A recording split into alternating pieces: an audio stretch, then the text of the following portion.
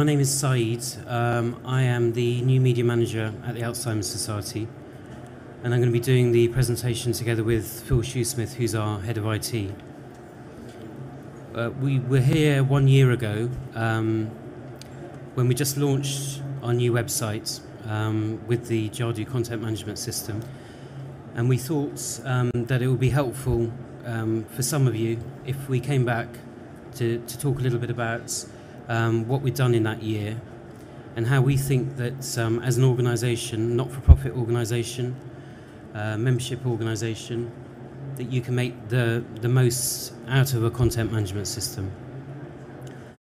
One clue there, and we will talk about it later on, is the fact that we're giving this presentation together. I think it's very important for any organisation, but particularly within the charity sector, that these two business functions are talking together. Because from my experience within the charity sector, there's been too many occasions where those business functions don't work together and key decisions like purchase of a content management system therefore don't happen.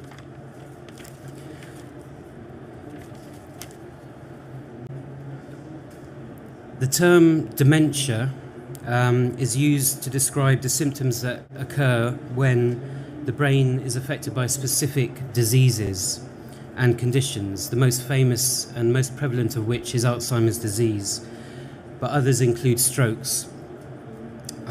Symptoms include loss of memory, confusion, problems with speech and understanding. It is a devastating condition.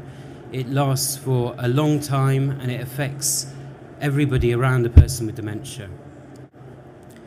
There are currently 700,000 people with dementia in the UK today, and it's believed that that figure will rise to over 1 million in 2025.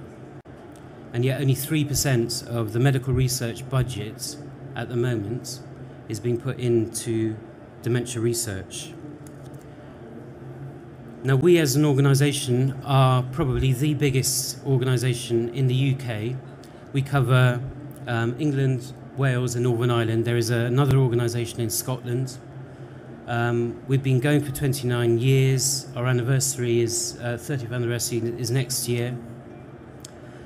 And through the work of our members and the branches and people who work for the organisation, we touch thousands of people with dementia every day. Now, importantly, later on this month, you probably will see some news around a government-sponsored national dementia strategy, because for the government as well, they're beginning to realise that this demographic time bomb is going to have massive implications, not just for budgets, but also in terms of the National Health Service. And we as an organisation want to be best placed to take advantage of that as well, to be giving offerings to the government about how they can best pursue that strategy.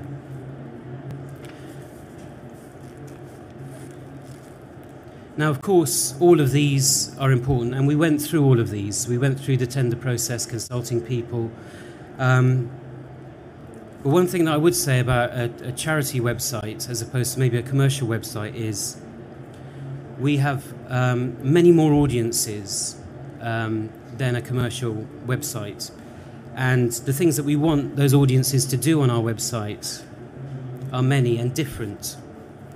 So my audiences as a new media manager for the Alzheimer Society are people with dementia, and they have their own specific accessibility requirements, especially when it comes to information architecture, and also design and the use of lots of space within design and not having things too overcluttered.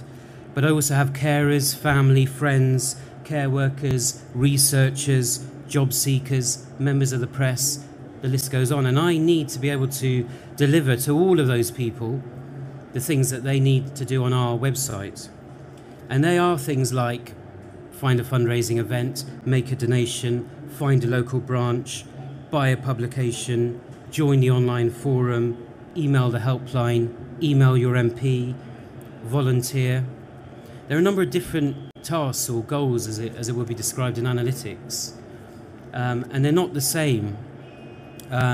as a commercial enterprise, we probably have more in common with a local government. And Phil will talk a little bit about how that impacted upon our decision about which CMS we've decided to choose. I think if I'm going to say to anyone who's going to embark upon the process is do not underestimate the time it takes to do all of this and to do the preparatory work. It took us 1 year to build the case within the organisation. That's 1 year talking to senior stakeholders, senior members of the management team, saying why this was important. Now, you would imagine that it would be, something that was relatively easy to do, but the case had to be made, and it's not simply enough just to say you've got over 1 million visitors to your website every year. It's not simply enough to say that it's our biggest virtual branch. It's not simply enough to look at the success of our online forum and look at online services, and it's not enough to look at the core functions of a charity in terms of information provision. You have to package it all together and you have to make the case. And while you're making the case, you need to use your time productively. One thing I really did discover in this process is, and you guys probably all know this already, but the more detail that there is there in that spec, the less your new website will cost. And so spend the year when you're consulting with senior stakeholders, or however long it is going to be, to also do some of those things that are free and easy to do. And yes, it would be nice to have a usability expert there, but card sorting is not rocket science. And doing usability tests with real people and getting them to use your website and try and do some of the tasks that I outlined before is free. And as a charity, we have volunteers who are more than prepared to do that. More importantly, once you've redeveloped your website, you're then going to have true benchmarking information that you can then look at the old and the new side by side. Also, at the same time, as you're kind of building your project team, identify not just your web champions within the individual departments concerned, but most importantly, understand who your patron is. You will need somebody high up within the organisation who understands instinctively why you need this website.